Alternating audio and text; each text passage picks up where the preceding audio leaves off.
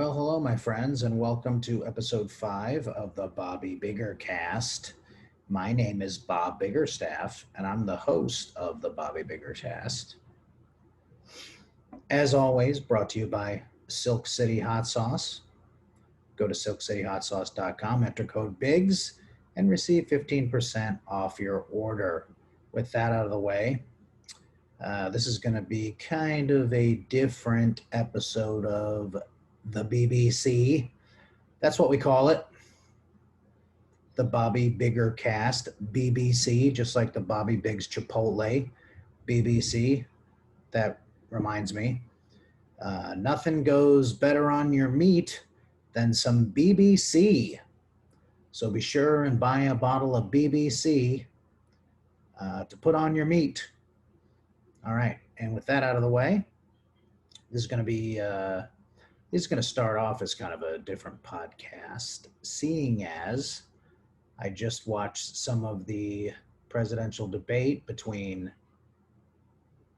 Joe Biden and Donald Trump, our president, and I gotta say, Donald Trump does not seem like he knows what he's doing. I don't know about you guys. You can certainly vote for whoever you want, but I'm definitely not going to vote for Trump. And I didn't vote for Trump the last time, only because, well, not only because, but a friend of mine bought me lunch at a pizza buffet in Houston in 2016. Star Pizza, shout out to Star Pizza for their excellent pizza buffet. He said he would buy me lunch, and I was like, all right, awesome. He goes, but you have to vote for Hillary. And I was like, okay, well, I've never voted before, but I was going to, if I did vote, I was going to vote for her anyway. So the first time I ever voted was in 2016, and I voted for Hillary Trump. Hillary Trump, oh my God. I'm drunk, by the way. I should tell you that, and going to get drunker.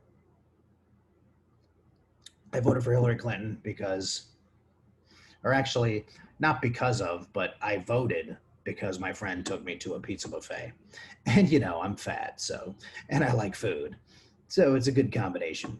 Star Pizza, Houston, Texas. They have excellent pizza, and their buffet is pretty good. I say pretty good because the selection, it's a great pizza place, but for the buffet, they're like, we'll put a couple really good ones, and but anyway. So I don't know what you guys thought of the debate tonight, but I thought Trump, he looked good. He was a nice orange. He didn't have the white. He didn't have the white around his eyes. So whoever was in charge of that, they fixed that. I thought that was nice. But he's a fucking idiot, if you don't mind me saying. I don't do jokes about politics in my act, but watching him, he just interrupts. He was interrupting Biden all the time. He's a big baby. He's a rich kid who has never done anything wrong in his life. He's never wrong about anything. Daddy said if I said I was never wrong, then I'm not wrong. So, whatever. I don't know how many people listen to this that are Trump fans, but I got to tell you, if you're voting for Trump, I wouldn't say don't listen to my podcast because I hardly ever talk about this, but just know that I'm not a Trump fan. And this is probably the only episode I'm ever going to talk about Trump unless he gets reelected, and then I have to find another country to live in. I don't know. Is that something people say? By the way, Bud Ice, $1.50 for a 22-ounce can in Queens at pretty much every bodega and even the Rite Aid. Quantity, not quality. Although it's not a bad beer. It's Anheuser-Busch, so you can't go too bad with that. You know what I'm saying?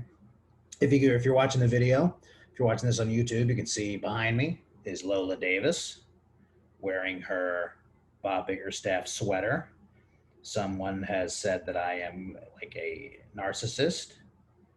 psycho by having her wear clothes with me on it. But hey, what can I tell you? Lola loves me. She's a good dog. She's the best dog in the world. So why don't you, if you're not into that,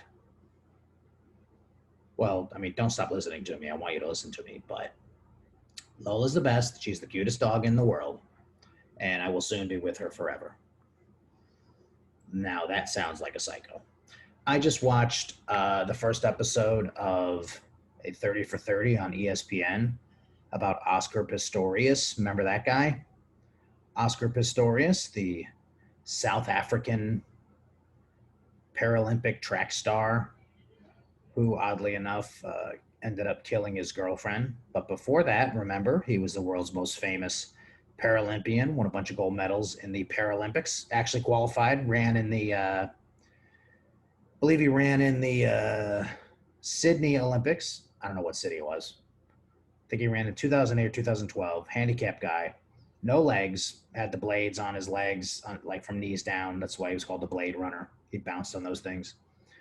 Ran in the Olympics with regular able-bodied participants. First, paraplegic to do a running event in the Olympics. He got last place, if you guys remember. He was the slowest of any of the guys in the Olympics that year. But he ended up killing his girlfriend, and he's in jail for it right now. And there's a 30 for 30 on it, a two-parter, which I was like, nobody in America gives that much of a shit about Oscar Pistorius for there to be a two-part series. There's been plenty of other athletes who only got a one-parter. So I watched the first episode, and I just thought it was funny. At one point, they showed he would, like, when he was in high school, of course he went to a private school. He's a rich white kid in South Africa and went to a private school, was playing rugby, and apparently he got a knee injury, which I was like, how do you get a knee injury when your legs don't start until your knees? But whatever. All right, that was a bad joke. All right, I admit that. They're not going to be winners, but it's actually an interesting. So if you got ESPN Plus or ESPN on demand, check out the first episode of the Oscar Pistorius 30 for 30. I just got back on a trip to Houston to see my girlfriend and Lola, my favorite dog. She's a good girl. She's been a bit sick. I'm not going to get all weepy, but Lola has cancer. She's had it for a few years. She takes pills. She's got a little spot on her that the doctor can't really do anything. So she actually has to go to Thursday. This is Wednesday night. Thursday she's going to an oncologist, a cancer doctor, and they're going to figure out some sort of new treatment for her. But I know she's a fighter and she's not going anywhere. She might have to take some pills, but Lola's going to be all right, for those of you worrying. So I got to see her for like the last 5 days because I was in Houston from last Thursday. Well, 4 days. Thursday, Friday, Saturday, Sunday. Had a good time in Houston. I'm fat, so I went and ate some food. Had some fajitas on my last day from Teotihuacan, a good Tex-Mex restaurant in Houston Heights. Went to Killen's in the Heights, their new location. Killen's is one of those barbecue places. If you ever watch any of those barbecue shows on Food Network, they've been on there a few times. It's one of those places where you got to wait in line for a long time, but they opened up a new location in the Heights in Houston, Texas. And you got to make a reservation, so there's no waiting in line. That was cool. And I had a chicken fried steak that was as large as a pizza pan. And for a fat guy like me, that's good. I only didn't eat it all because there was like 5 other people there, and I didn't want to look like a pig. So I didn't eat all my pizza pan sized chicken fried steak. I wanted to, and I could have. Don't get me wrong. I mean, I can eat. But I had a good time there. And I got to do a show inside. Did a show at Rudyard's on this last Saturday, September 26th. I did a show at Rudyard's, a great little bar music place in the Montrose area of Houston. For you Houston people, you know where Rudyard's is. Do a great open mic on Monday nights, and got to do a show there on Saturday, and it was great. We had with limited seating due to COVID. The upstairs area probably could have gotten like 50 people. We had about 30. So it was fun. They were very aware of the social distancing, people wearing masks. So it was all good. Had a lot of fun. And that was the first show I've done inside, I think, since May. I did one show when all this started in March, all this COVID shit. I hadn't been able to do anything inside. I did a show in Altoona, Pennsylvania. I think it was in like April or May. Outside of that, that's the first time I've done a show inside at a bar, not a comedy club, because I haven't worked at any comedy clubs and hardly any are open. But that was it was nice. It really was, being able to perform inside. Had a lot of friends there. It was a great show. I mean, I'm hilarious, so it's not like it was that big, that hard. Hey, jump on the horse. Hey, what's up? Who likes farts? Hey, Bobby Biggs. Hey, Chipotle, BBC. You know it. It was a great show. My Tampa Bay Buccaneers. Tom Brady. Oh, there's some sweat stains. Is there sweat? Is that sweat stains? I don't know. 2-1, first place in the NFC South. That's great for me because I love football and I love the Tampa Bay Bucs, so I'm happy about that. Houston Astros won their game today against I'm from Houston. I like Tampa because I was born in Tampa. All my family's from there. All my family's from Tampa. So Tampa Bay Bucs are my favorite team of any sports. Rockets are probably my second favorite of any sport because I lived in Houston for 30 years. Astros are my then Texans, then Astros. But the Astros won today in their wild card game, best of 3 series against the Twins. So that was good. I enjoyed watching that. And now to the meat of the matter.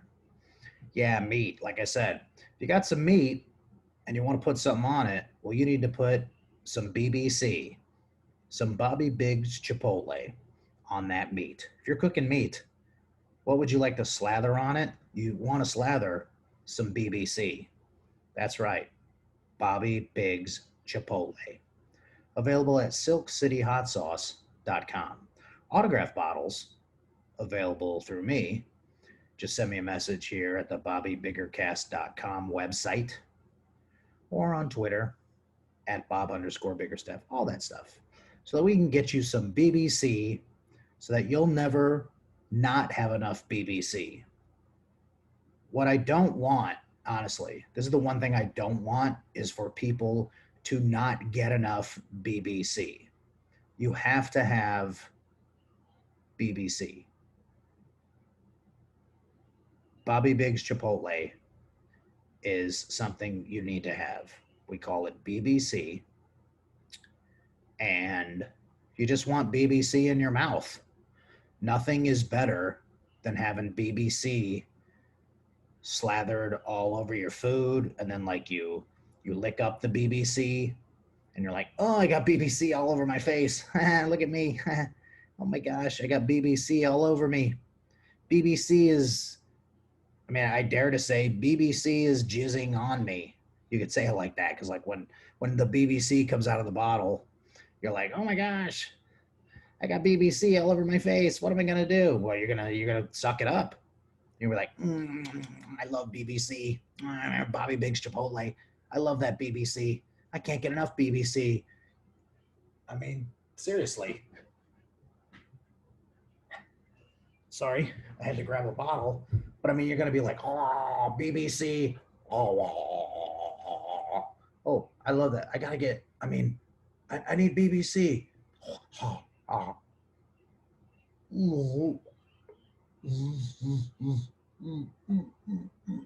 I can't get enough of that BBC. Yeah, you get it. You got to have the BBC. Bobby Biggs Chipotle. All right, guys. I asked people earlier in the day. This is probably a big mistake, to be honest with you. But I was a little drunk, said I was going to get drunker, and I asked some questions, or I asked people, hey, send me some questions. What would you like to hear me talk about on the podcast? Or not what you want to talk about, just some questions. So I'm going to answer these questions right now. First question from, these are all Twitter handles. I'm a Fisher Bear now. He says Kevin Brennan versus Neil Brennan. I don't know exactly what that means. If I'm supposed to say, who do I like? Okay, sorry. And then he comes back with, who's the best Brennan? I'm an idiot. I'm drunk. I've had a lot of BBC tonight. That's the thing. If you have a lot of BBC, it can, messes you up. I mean, there's a lot of, you got all the fruits and vegetables, so there's a lot of protein in that BBC. And sorry, anyway, who's the best Brennan? Well, I gotta say, I mean, personally, Kevin Brennan is a friend of mine. He's a friend. He makes fun of me, but I know in his heart he loves me. We've been friends for, almost 20 years. And I know he's a good guy. So personally, I would say Kevin. Now, professionally, his brother Neil, co-creator of the Chappelle Show, he's, I mean, hate to tell you guys, but professionally, Neil's got him. But I will say Kevin's funnier. Kevin's a better stand-up. He's a good guy. He's my buddy. Here's another question from Teddyman. Bob, are you good at putting IKEA furniture together? I hadn't really put together IKEA furniture for probably 15 years. My last apartment in Houston, I had a couple of dressers, IKEA dressers in Houston. And then when I was in college, and then when I was in my apartment, I still had those dressers. But I also had some bookshelves. And the weird thing about IKEA stuff, putting them together isn't that hard. It's the fact that they make them very, I don't know if the phrase is low profile, but like these dressers and bookshelves, you had to screw them into the wall. Like they came with not a leather strap, but like a little piece of kind of tough fabric that you would screw into the back of the bookcase or tiny dresser, and then screw the other end of it into the wall. So it's like a little swatch of almost suede or nylon, but a little swatch. So it was like, oh, we know if you, especially in the dressers, if you pull out the top drawer, this thing will tip over. So make sure you screw it into the wall, which I always thought was stupid. So the IKEA things that I put together, I put together a big bookshelf or a big TV stand, entertainment center for my parents. I'm pretty good at it. I don't know if this was so you could like, hey, Bob's in town. Let's get him to put together our Yerkerick Fergalin. That's like the name of a IKEA bookshelf. Hey, what kind of entertainment center you want? I'll take the Yarklin Fargle. Oh, all right. Well, I got to tell you, though, speaking of IKEA, open-faced shrimp sandwich in their little cafeteria. Delish. Go for the Swedish meatballs. Here's what you do. Fat guy tip. It's not really a tip because anybody could do it. You get the Swedish meatballs, then you get like double meatballs for like $2 more. So do that.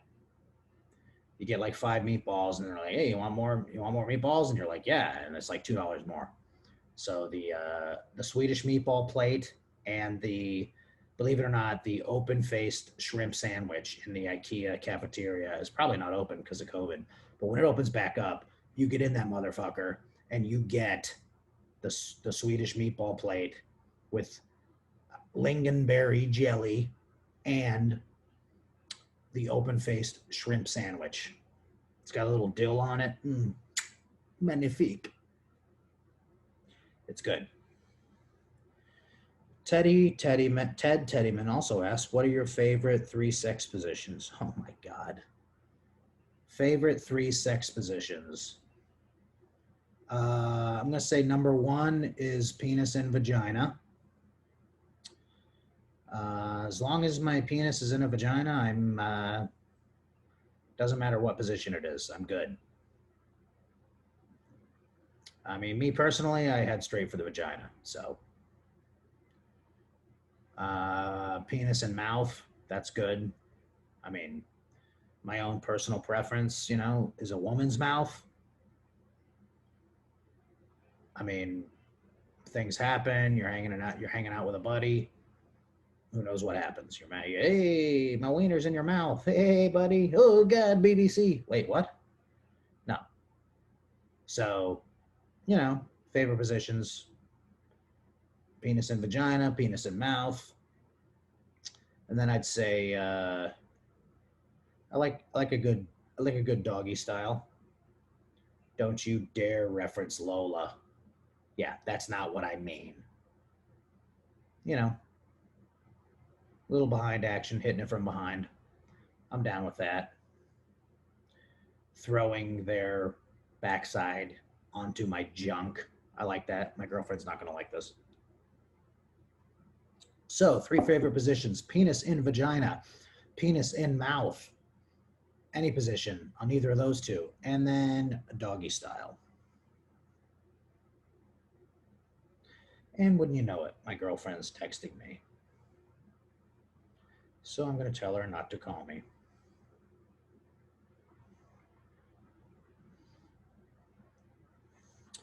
All right. All right, we had a little slight hiccup there. So those are my 3 favorite positions. Brown snake. Glory to the Rabbitohs. My buddy from I think he's from Australia, but it could be New Zealand, and now he's gonna hear this and be pissed at me because I don't know which. I'm drunk. I think he's from Australia. Yeah, we'll say Australia. He says the Irish accent, annoying or cool?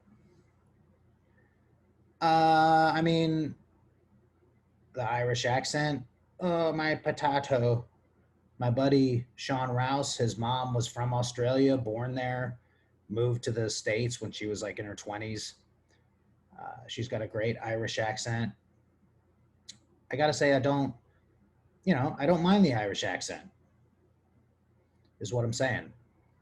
It might, being an American, it's hard to understand it sometimes because we're not used to hearing. And then the fucking guy with the fucking and the fook. That's Jesus Christ. I'm hammered. I mean, Conor McGregor. Who's that fucking guy? So I don't mind the Irish accent. I gotta tell you. Okay. Anyway, now we got something from Dino. Dino K, 1975. What was your record when you played tennis? My record was extraordinary. I was great. I don't know. I was on the team in New York. I made all team. I was on the team in Houston at McCullough High School, played on the varsity, and I was never like number 1 singles. I think I made it up to like 4 or 3. There's some pretty good guys. There's a lot better guys playing tennis in Texas than in New York because you can play obviously year round outside in Texas. but I was pretty good. I was pretty good at stroking the fuzz. I liked what I did. So I mean, my record, I don't. There's no telling. And follow-up question for Dino is, and what was your neighbor's name that diddled you as a child? Um, I'd like to say I was never diddled.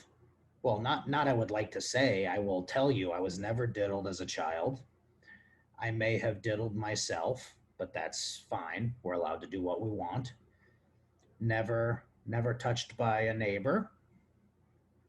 Although this one girl did make me run around in her dad's dick sock for an afternoon. That was kind of weird. I probably shouldn't have said that, but there was no diddling, and she was a girl, so that was fine. Hey, I'm running around with wearing a dick sock, her dad's dick sock. Yikes. So I was never diddled. All right. I wasn't heavy D, madiddly D, madiddly diddly diddly diddly D. I was never diddled. I diddled myself numerous times. Lenny Sprinter said, Lenny Sprinter 2.0, how many of your arteries are clogged? I don't know how many arteries I have. I think we have 4. And like 4 go into your heart or something. Maybe 1. I don't know. I mean, if it's clogged, what's in there? Some burrito pieces, some hot sauce, probably some BBC. Hey, this is amazing. This is the doctor's like, this is the first time we've ever found BBC in somebody's arteries. Yikes. Some jism, probably. Wait, how would I get jism? No jism. Not my jism, anyway. No. So no jism. No. Forget I said that. Arteries are clear, as far as you know. Dino has another question. In the past 20 years, what is the most you have weighed, and what is the least? In the past 20 years, let me see. Past 20 years, what's the most I've ever weighed? Right now, I'm like 255. I just weighed myself because had to figure out how much a bag I was taking, because I was taking some BBC to Houston with me, some bottles of BBC, and the only way I could weigh my bag to make sure it wasn't over 50 pounds was to weigh myself, then pick up my suitcase. Turns out the suitcase is only like 35 pounds. Right now I'm 255. I know you didn't ask that. Most I ever weighed was when I was in Houston, just over 300. And in the last 20 years, probably, I mean, what I am now, or maybe, probably around 250. I'm 255 right now. So there's been a 50-year fluctuation because I'm fat. So let me see. I thought there was a question. Let me see. Oh yeah, there's some other stuff. Oh, who was the runner-up? This is Lenny Sprinter 2.0 again. Who was the runner-up in the Funniest Man in Houston 2003? Well, I have to tell you, it wasn't Funniest Man. It's HFIP. What?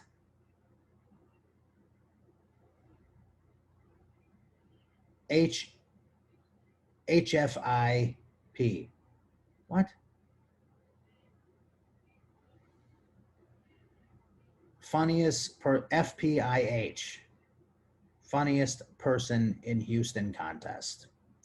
And when I won in 2003, I don't remember who the runner-up was, but it was one of 2 people, a guy named Anthony Andrew, funny guy from Houston. I think he lives in Dallas or San Antonio right now. He doesn't do comedy anymore. And Kristen Lidner, a girl from Houston. She lives in Houston. Very funny girl, very funny lady. So it was either Kristen Lindner or I can tell you this though, when I won the contest, I remember doing the contest and I told myself, I'm not going to watch anybody else. I'm just going to do my set and whatever happens, happens. So I basically just did my set and then went outside so that I wouldn't have to hear any laughter or anything from anybody else. So when I had my set, I was like, if I don't win this, then somebody else had one of the greatest sets ever because I knew I fucking killed.